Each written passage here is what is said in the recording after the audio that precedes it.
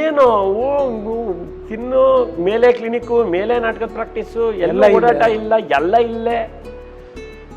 ಆಮೇಲೆ ಇಲ್ಲ ಯಾಕೋ ಆರೋಗ್ಯದ ಕಡೆ ಗಮನ ಕೊಡಬೇಕು ಅಂತ ಅನಿಸಿ ಅದಾದಮೇಲೆ ಬಟ್ ನನ್ನ ಲೈಫ್ ಬದಲಾಯಿಸಿದ್ದು ಒಂದು ಶೇಕ್. ಐ ಡೋಂಟ್ ನೋ ಅದನ್ನು ಹೇಳ್ಬೋದು ಇಲ್ವೋ, ಹರ್ಬಲ್ ಲೈಫ್. ನೀವೊಬ್ಬರು ಡಾಕ್ಟ್ರು ಕೂಡ. ನಾನು ಹಂಗಾಗಿ ಕೇಳ್ತೇನೆ, ಯಾಕೆಂದರೆ ಅದು ಬೇರೆ ಹೆಲ್ತ್ಗೆ ತುಂಬ ಹಾರ್ಮ್ಫುಲ್ಲು. ಅದು ತೊಗೊಂಡ್ರೆ ದೇಹದಲ್ಲಿ ತುಂಬ ವ್ಯತ್ಯಾಸಗಳಾಗುತ್ತೆ, ಲೈಫ್ ಸ್ಪ್ಯಾನ್ ಕಡಿಮೆ ಆಗಿಬಿಡುತ್ತೆ ಅಂತೆಲ್ಲ ಹೇಳ್ತಾರೆ. ಯಾರೋ ಇದು ಈ ಥರನೇ ಹೇಳಿದ್ರು ಅಂತ ಅದನ್ನು ತಗೊಳಕ್ಕೆ ಶುರು ಮಾಡಿ 2 ವರ್ಷ ಆದಮೇಲೆ ಕಂಪ್ಲೀಟ್ ಬಾಡಿ ಚೆಕಪ್ ಮಾಡಿಸಿದೆ. ಎಲ್ರಿಗೂ ಇದು ವರ್ಕ್ ಆಗುತ್ತೆ ಅಂತ ಏನಿಲ್ಲ, ನನಗಿದು ವರ್ಕ್ ಆಗಿದೆ.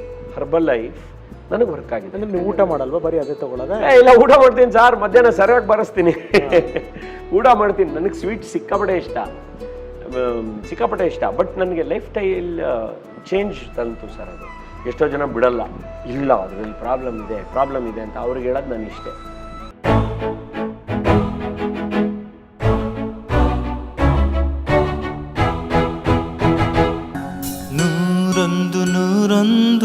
ಅವಾಗ ಇನ್ನೂ ಚೆನ್ನಾಗಿದ್ದೆ ಅವಾಗ. ಈಗಲೂ ಹಾಗೆ ಇದ್ದೀರಾ ಸರ್? ಏನಿದ್ದಿರೋ ಸೀಕ್ರೆಟು? ಸರ್ ಈಗಲೂ ದಿನಕ್ಕೆ ಈ ಮಧ್ಯದಲ್ಲಿ ಸಿಕ್ಕಾಪಟ್ಟೆ ನಿಮ್ಗೆ ಫೋಟೋಸ್ ಕಳಿಸ್ತೀನಿ ನೋಡಿ. ಈ ಮಧ್ಯದಲ್ಲಿ ಸಿಕ್ಕಾಪಟ್ಟೆ ದಪ್ಪ ಆಗ್ಬಿಟ್ಟಿದೆ. ಹೌದಾ? ಅಯ್ಯೋ 113 114 kg ಆಗ್ಬಿಟ್ಟಿದೆ. ಹೆಂಗೆ? ಏನು ತಿನ್ನು ಮೇಲೆ ಕ್ಲಿನಿಕ್ಕು, ಮೇಲೆ ನಾಟಕದ ಪ್ರಾಕ್ಟೀಸು, ಎಲ್ಲ ಓಡಾಟ ಇಲ್ಲ, ಎಲ್ಲ ಇಲ್ಲೇ. ಆಮೇಲೆ ಇಲ್ಲ ಯಾಕೋ ಆರೋಗ್ಯದ ಕಡೆ ಗಮನ ಕೊಡಬೇಕು ಅಂತ ಅನಿಸಿ ಅದಾದಮೇಲೆ ಈಗ ನೀಟಾಗಿ ವರ್ಕೌಟ್ ಮಾಡ್ತೀನಿ, ಮತ್ತು ಶೇಕ್ ತೊಗೋತೀನಿ. ಏನು ವರ್ಕೌಟ್ ಏನು ಮಾಡ್ತೀರಾ ಸರ್? ನಾನು ವರ್ಕೌಟು ದಿನ ಬೆಳಗ್ಗೆ ಒಂದು 6 ರಿಂದ 7 ಕಿಲೋಮೀಟರ್ ನಡೀತೀನಿ ಸರ್. ಬೆಳಗ್ಗೆ ವಾಕ್ ಮಾಡ್ತೀನಿ, ಅದಾದಮೇಲೆ ಕೆಲವು ಸ್ವಲ್ಪ ಡಂಬೆಲ್ಸು ಅದು ಇದು ಅಂತ ಮಾಡ್ತೀನಿ. ಬಟ್ ನನ್ನ ಲೈಫ್ ಬದಲಾಯಿಸಿದ್ದು ಒಂದು ಶೇಕ್. ಐ ಡೋಂಟ್ ನೋ ಅದನ್ನು ಹೇಳ್ಬೋದು ಇಲ್ವೋ, ಹರ್ಬಲ್ ಲೈಫ್. ಸಾರಿ, ಬಟ್ ತುಂಬ ಅದನ್ನು ಡೇಂಜರ್ ಅಂತ ಕೂಡ ಹೇಳ್ತಾರಲ್ಲ ಸರ್? ನೀವೊಬ್ಬರು ಡಾಕ್ಟ್ರು ಕೂಡ. ನಾನು ಹಂಗಾಗಿ ಕೇಳ್ತೇನೆ, ಯಾಕೆಂದರೆ ಅದು ಬೇರೆ ಹೆಲ್ತ್ಗೆ ತುಂಬ ಹಾರ್ಮ್ಫುಲ್ಲು. ಅದು ತೊಗೊಂಡ್ರೆ ದೇಹದಲ್ಲಿ ತುಂಬ ವ್ಯತ್ಯಾಸಗಳಾಗುತ್ತೆ, ಲೈಫ್ ಸ್ಪ್ಯಾನ್ ಕಡಿಮೆ ಆಗಿಬಿಡುತ್ತೆ ಅಂತೆಲ್ಲ ಹೇಳ್ತಾರೆ. ಸರ್ ನೋಡಿ ಸರ್, ನಾನು ಅದರ ಏನಂತಾರೆ ಅದಕ್ಕೆ, ಅದ್ರ ಹಿಂದೆ ಸ್ಟಡಿ ಮಾಡಿ ಇದು ಮಾಡಿ ಎಲ್ಲ ತಿಳ್ಕೊಂಡಿರೋದು ಏನೂ ಇಲ್ಲ. ಬೈ ಎಕ್ಸ್ಪೀರಿಯನ್ಸ್ ನನಗೆ ಗೊತ್ತಿದೆ. ನಾನು ಈಗಾಗಲೇ ಅದನ್ನು ಎಷ್ಟು 2019 ಅಂದರೆ 6 ವರ್ಷದಿಂದ ದಿನಾಗಲೂ ತೊಗೊಳ್ತಾ ಇದ್ದೀನಿ. ನನಗೆ ಇದುವರೆ ತನಕ ಏನೂ ಆಗಿಲ್ಲ. ಯಾರೋ ಈ ಥರನೇ ಹೇಳಿದ್ರು ಅಂತ ಅದನ್ನು ತೊಗೊಳಕ್ಕೆ ಶುರು ಮಾಡಿ 2 ವರ್ಷ ಆದಮೇಲೆ ಕಂಪ್ಲೀಟ್ ಬಾಡಿ ಚೆಕಪ್ ಮಾಡಿಸ್ದೆ. ಏನೂ ತೊಂದರೆ ಇಲ್ಲ ಸರ್. ನಮ್ಮಲ್ಲಿ ಏನಾಗುತ್ತೆ, ಗೊತ್ತಿಲ್ಲದೆ ಮಾತಾಡೋರು ಅಂತೆ ಕಂತೆಗಳು ಜಾಸ್ತಿ ಆಗಿಬಿಡುತ್ತೆ. ಓಕೆ, ಸೊ ನನಗೆ ಇದು ವರ್ಕ್ ಆಗಿದೆ ಸರ್. ಎಲ್ರಿಗೂ ಇದು ವರ್ಕ್ ಆಗುತ್ತೆ ಅಂತ ಏನಿಲ್ಲ, ನನಗಿದು ವರ್ಕ್ ಆಗಿದೆ. ಹರ್ಬಲ್ ಲೈಫ್ ನನಗೆ ವರ್ಕ್ ಆಗಿದೆ. ಅಂದರೆ ನೀವು ಊಟ ಮಾಡಲ್ವಾ, ಬರೀ ಅದೇ ತೊಗೊಳ್ಳೋದ? ಇಲ್ಲ, ಊಟ ಮಾಡ್ತೀನಿ ಸಾರ್, ಮಧ್ಯಾಹ್ನ ಸರಿಯಾಗಿ ಬರೆಸ್ತೀನಿ. ಊಟ ಮಾಡ್ತೀನಿ. ನನಗೆ ಸ್ವೀಟ್ ಸಿಕ್ಕಾಪಟ್ಟೆ ಇಷ್ಟ. ಬಟ್ ನನಗೆ ಲೈಫ್ ಸ್ಟೈಲ್ ಚೇಂಜ್ ತಂತು ಸರ್ ಅದು. ತುಂಬ ಜನ ಹೇಳ್ತಾರೆ ಅದರಿಂದ ತೊಂದರೆ ಆಗುತ್ತೆ, ಇದಾಗತ್ತೆ.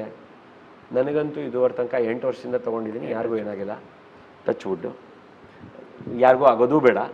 ನಾನು ಎಷ್ಟೊಂದು ಜನ ಕೇಳಿದ್ದೀನಿ ಸರ್, ಎಷ್ಟೋ ಜನನೂ ಹೇಳಿದ್ದಾರೆ, ಅದು ತೊಗೊಂಡ್ಬಿಟ್ರೆ ಕಿಡ್ನಿ ಹಾಳಾಗೋಗುತ್ತಂತೆ, ಇದಾಗೋಗುತ್ತಂತೆ. ಒಬ್ಬರನ್ನ ತೋರಿಸಿ ನನ್ನ ಆ ಥರ, ಅವಾಗ ನಂಬ್ತೀನಿ ಅಂತೀನಿ. ಅಂದರೆ ಯಾವ ಥರ ನೀವು ತೊಗೊಳ್ಳೋದು ಅದನ್ನು? ಹೆಂಗೆ ಅದು ಕೋರ್ಸ್? ಏನಿಲ್ಲ, ಶೇಕ್ ಅಷ್ಟೇ. ಬೆಳಗ್ಗೆ ಮತ್ತು ರಾತ್ರಿ ಶೇಕು, ಮಧ್ಯಾಹ್ನ ಊಟ. ರಾತ್ರಿನೂ ಶೇಕ್, ಮತ್ತೆ ಊಟ ಏನಿಲ್ಲ? ರಾತ್ರಿ ಊಟ ಇಲ್ಲ. ಬೆಳಗ್ಗೆ ತಿಂಡಿ ಇಲ್ಲ, ತಿಂಡಿ ಬದಲು ಶೇಕು, ರಾತ್ರಿ ಊಟದ ಬದಲು ಶೇಕು, ಮಧ್ಯಾಹ್ನ ಊಟ. One meal yes, one meal and it is given me a lot of energy. ಅದು ಬೇರೆ ನಿಮಗೆ ಈ ಕಾನ್ಸ್ಟಿಪೇಷನ್ ಪ್ರಾಬ್ಲಮ್ ಅವೆಲ್ಲ ಏನೂ ಆಗೋದಿಲ್ಲ? ಏನೂ ಆಗಲ್ಲ ಸರ್. ಕೆಲವು ಸಲ ಇದೇ ಥರ ಎಷ್ಟೋ ಜನ ಕೇಳ್ತಾರೆ, ನೀವಾದರೂ ಪಾಪ ಅಲ್ಲಿಗೆ ನಿಲ್ಲಿಸೋ ಥರ ಕಾಣಿಸ್ತಾ ಇದ್ದೀರಾ. ಆದರೆ ಎಷ್ಟೋ ಜನ ಬಿಡಲ್ಲ, ಇಲ್ಲ ಅದರಲ್ಲಿ ಪ್ರಾಬ್ಲಮ್ ಇದೆ ಅಂತ ಅವ್ರಿಗೆ ಹೇಳೋದು ನಾನು ಇಷ್ಟೇ. ಸರ್, ನಾವು ಉಸಿರಾಡೋ ಗಾಳಿನೇ ವಿಷ. ಡೆಲ್ಲಿಲಿ ಹೋದರೆ ಇರೋಕ್ಕಾಗತ್ತಾ? ನಾವು ಉಸಿರಾಡೋ ಗಾಳಿಲೇ ವಿಷ. ನಾವು ಪಾನಿಪುರಿ ತಿಂತೀವಿ, ಎಲ್ಲಿಂದ ನೀರು ಬರುತ್ತೆ ಯಾವನಿಗೆ ಗೊತ್ತು? ಕೊರೋನಾ ಟೈಮಲ್ಲಿ ನನಗೆ ನಮ್ಮ ಜನಾಂಗದ ಬಗ್ಗೆ, ಭಾರತೀಯರ ಬಗ್ಗೆ ನನಗೆ ಭಾಳ ನಂಬಿಕೆ. ಯಾಕೆ ಅಂತಂದರೆ, ನಾವು ಚರಂಡಿ ಪಕ್ಕದಲ್ಲಿರೋ ಪಾನಿಪುರಿಯವನ ಹತ್ರ ಪಾನಿಪುರಿ ತಿಂತೀವಿ, ಆಯಿತಾ? ಒಬ್ಬ ಡಾಕ್ಟ್ರಾಗಿ ನಾನು ಹೇಳ್ತಾ ಇದ್ದೀನಿ. ಆದರೆ ಮೆಡಿಸಿನ್ ಮಾತ್ರ ಸೈಡ್ ಎಫೆಕ್ಟ್ ಆಗುತ್ತಲ್ಲ ಸರ್ ಅಂತ ಏನು ಹೇಳ್ತೀರಾ ಇದಕ್ಕೆ? ನನಗಂತೂ ಏನು ಸೈಡ್ ಎಫೆಕ್ಟ್ ಆಗಿಲ್ಲ. ನೀವು ಟ್ರೈ ಮಾಡಿ ನೋಡಿ, ನಿಮ್ಗಾಗತ್ತೆ ಫೈನ್, ಆಗಲಿಲ್ಲ ಬಿಡಿ, ಬಿಗ್ ಡೀಲ್. ಇನ್ಯಾರೋ ಕೇಳಿದ್ರು ಲೈಫ್ ಲಾಂಗ್ ತೊಗೋಬೇಕಂತೆ. ಲೈಫ್ ಲಾಂಗ್ ಊಟ ಮಾಡೋದು ಬಿಡಲ್ವಲ್ಲ, ಲೈಫ್ ಲಾಂಗ್ ಊಟ ಮಾಡ್ತೀವಿ ಅಂತ ಯೋಚನೆ ಮಾಡ್ತೀವಿ. ಇದು ಒಂದು ತಿಂಡಿ ಅಷ್ಟೇ, ಇದು ಒಂದು ಶೇಕ್ ಅಷ್ಟೇ. ದಿನ ಕಾಫಿ ಕುಡಿತೀವಿ, ಕಾಫಿ ಬಿಟ್ಬಿಡ್ತೀವಾ ಅಥವಾ ಹಾಲು ಬಿಟ್ಬಿಡ್ತೀವ? ಬಿಡಲ್ಲ. ಇದು ಹಾಗೆ ಅಷ್ಟೇ, simple. I am very convinced, I am very convinced about herbal life. ಸ್ವಲ್ಪ ಹೆಂಗಾಗೋಗುತ್ತೆ ಅಂದರೆ, but I am very poor in marketing it. ಏನು ಬಿಸ್ನೆಸ್ ಮಾಡಿ ಹೇಳಿದ್ದಾರೆ ಪಾಪ ನಮ್ಮ ಕೃಷ್ಣಮೂರ್ತಿ ಸರ್ ಅಂತ ಮತ್ತು ಲತಾ ಮೇಡಮ್ ಅಂತ, ಅವರು ನನ್ನ ಗೈಡ್ಸ್. ಅವ್ರು ಹೇಳಿದ್ದಾರೆ, ನೀವು ಬಿಸ್ನೆಸ್ ಮಾಡಿ, ನೀವು ಡಾಕ್ಟ್ರು ಮತ್ತು ಆ್ಯಕ್ಟರು, ಇದೆಲ್ಲ ಇದಾಗತ್ತೆ, ಬೇರೆಯವ್ರಿಗೆ ಹೇಳಿ ಅಂತ. Business, I am very poor in marketing. Only thing I can market is only myself ಅಷ್ಟೇ. ಇನ್ಯಾವುದೇ ಆದ್ರೂ ನಾನು ಸ್ವಲ್ಪ, ಡೆಂಟಿಸ್ಟ್ರಿನೂ ಅಷ್ಟೇ, ನಾನು ಜಾಸ್ತಿ ಎಲ್ಲೋ ಅಡ್ವರ್ಟೈಸ್ಮೆಂಟ್ ಮಾಡೋದು ಅಥವಾ ರೀಲ್ಸ್ ಮಾಡೋದು ಅದೆಲ್ಲ ಮಾಡಲ್ಲ. ಆ್ಯಕ್ಚುಲಿ ಎಥಿಕ್ಸ್ಗೆ ಭಾಳ ವಿರುದ್ಧ ಅದು. ಗ್ರೇಟ್. ಮಾಡಬಾರ್ದು ಒಬ್ಬ ಡಾಕ್ಟರ್.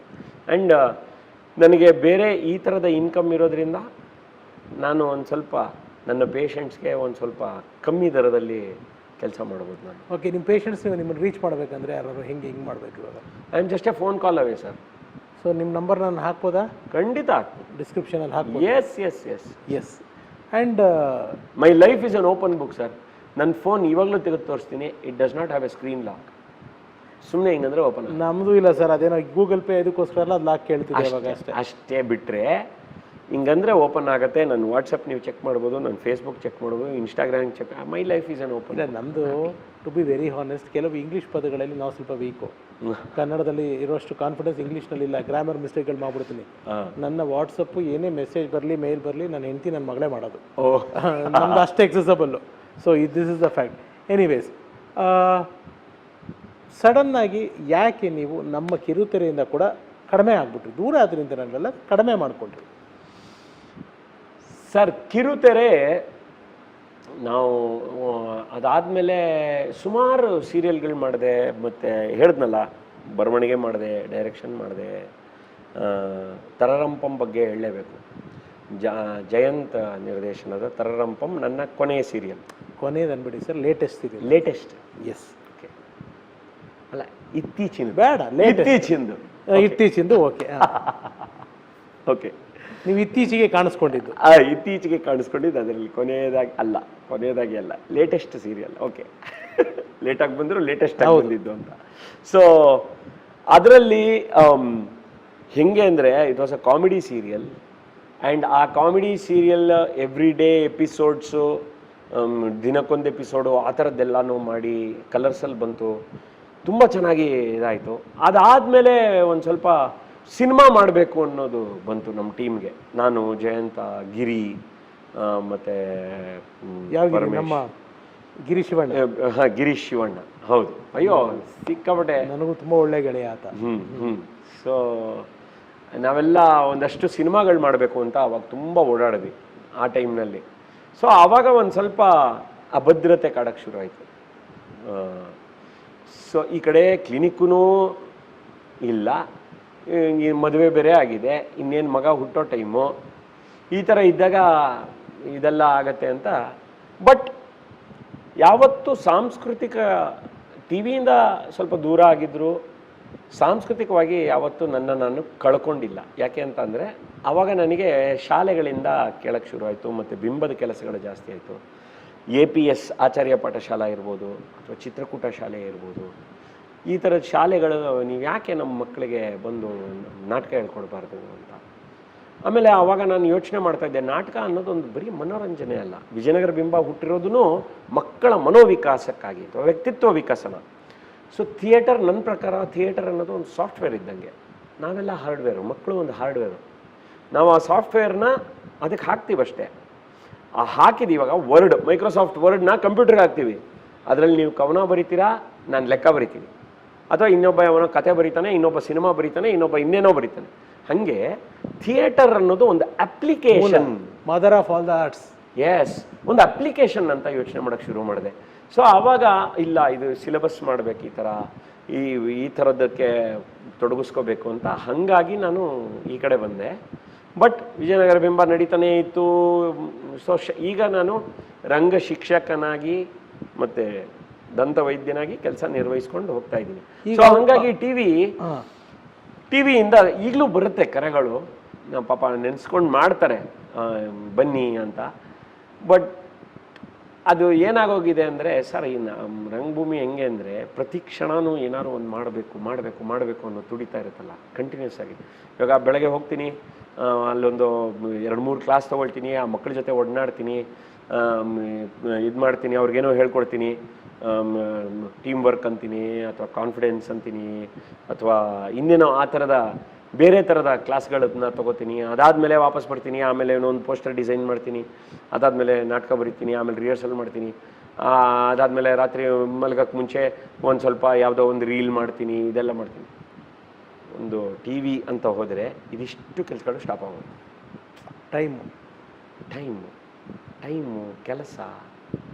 ಈಗಿನ ಟಿ ವಿ ಇಂಡಸ್ಟ್ರಿನೂ ಸ್ವಲ್ಪ ಬದಲಾಗಿದೆ, ಇನ್ನು ಮೋಸ್ಟ್ಲಿ ತುಂಬ ಬದಲಾಗಿದೆ. ಬಟ್ ಒಂದು ಕಾಲಕ್ಕೆ ನನಗೆ ಅನ್ನ ಕೊಟ್ಟಿದೆ ಸರ್, ಅದು ನಿಜವಾಗ್ಲೂ. ಅದು ಕೊಟ್ಟಿರೋ ಅನ್ನ ಅಷ್ಟೇ ಅಲ್ಲ, ನನಗೊಂದು ಹೆಸರು ಕೊಡ್ತು, it has given me a great thing. So ಅದ್ರ ಬಗ್ಗೆ ನಾನು ನೆಗೆಟಿವ್ ಆಗಂತೂ ದೇವರನ್ನೇ ಮಾತಾಡಲ್ಲ.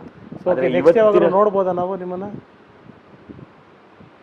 ಗೊತ್ತಿಲ್ಲ ಸರ್, ಈ ಕೆಲಸ ಕಾರ್ಯಗಳ ನಡುವೆ ನನ್ನ ಹುಚ್ಚಾಟ. ಪಣಿ ರಾಮಚಂದ್ರ ದಂಡಪಿಂಡಗಳು ಟೈಮಲ್ಲಿ ನಾನು ನಾಟಕ ಮಾಡ್ತಾ ಇದ್ದೆ, ನಾಟಕಗಳು ಬರಿತಾ ಇದ್ದೆ, ಮಕ್ಕಳ ನಾಟಕಗಳನ್ನೆಲ್ಲ ಮಾಡ್ತಾ ಇದ್ದೆ. ಆವಾಗ ಸಾರ್ ಶೋ ಇದೆ ಸರ್, ನಾನು ಅದು ಬರೋಕ್ಕಾಗಲ್ಲ ಸರ್. ಏನಯ್ಯ ಶೋ ಅಂತ ಹೋಗ್ತೀಯ ನಾಟಕಕ್ಕೆ, ಅದರಲ್ಲೇನು ದುಡ್ಡು ಬರುತ್ತೇನೆ, ನಾವಿಲ್ಲಿ ದುಡ್ಡು ಕೊಡ್ತೀವಿ ಬಾ ಅಂದರೂ ಬರಲ್ವಲ್ಲಯ್ಯ ಅಂತ ಅವಾಗಲೇ ಹಂಗಿದ್ದೆ ನಾನು.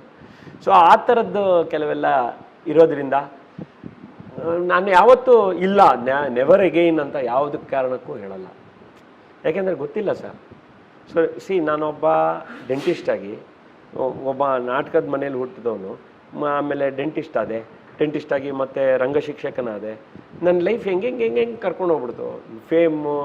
ಫೇಮ್ ಕೊಟ್ಬಿಡ್ತು, ಇದ್ದಕ್ಕಿದ್ದಂಗೆ ಫೇಮ್ ಕೊಟ್ಬಿಡ್ತು, ದುಡ್ಡು ಕೊಟ್ಬಿಡ್ತು, ಮತ್ತು ಒಳ್ಳೆ ಬಾಳ ಸಂಗಾತಿ ಕೊಡ್ತು, ಮಗ ಆದ. Life has been very beautiful. ಅಪ್ಪ ಕೋಆರ್ಡಿನೇಟ್ ಮಾಡ್ತಾರೆ, ಯೂನಿವರ್ಸಿಟಿ ಜೊತೆ ಓಡಾಡ್ತಾರೆ, ಡಿಪ್ಲೊಮೋದು ಕೆಲಸಗಳು ಮಾಡ್ತಾರೆ, ಇದು ಮಾಡ್ತಾರೆ, ನಾಟಕಕ್ಕೆ ಅಂತ ಅಂದರೆ ಫೋನ್ ಮಾಡಿ ಕರೀತಾರೆ. ಅಮ್ಮ ಕಾಸ್ಟ್ಯೂಮು ಅದು ಇದು, she's A costume designer, costume ಇದೆಲ್ಲ ಮಾಡ್ತಾರೆ. ನಾನು ಡೈರೆಕ್ಟ್ರು, ಆ್ಯಕ್ಟ್ರು, ನನ್ನ ತಂಗಿ ಡೈರೆಕ್ಟ್ರು, ಆ್ಯಕ್ಟ್ರು, ಕೊರಿಯೋಗ್ರಾಫರು, ಮತ್ತು ಈ ಥರ ಎಲ್ಲ ಇದ್ದ ಕುಟುಂಬದಲ್ಲಿ ಬೃಂದ ಬರ್ತಾಳೆ. ಬೃಂದ ಬಂದ್ಬಿಟ್ಟು ಅವಳು ಡೈರೆಕ್ಟರ್ ಆಗ್ತಾಳೆ, ಇದೆಲ್ಲ ಆಗ್ತಾಳೆ. ನನ್ನ ಮಗ ಹುಟ್ಟುತ್ತಾನೆ, ನನ್ನ ಹೆಂಡತಿ ಒಂದು, ಅವನು ಸ್ಪೋರ್ಟ್ಸ್ಗೆ ಹೋಗಬೇಕು.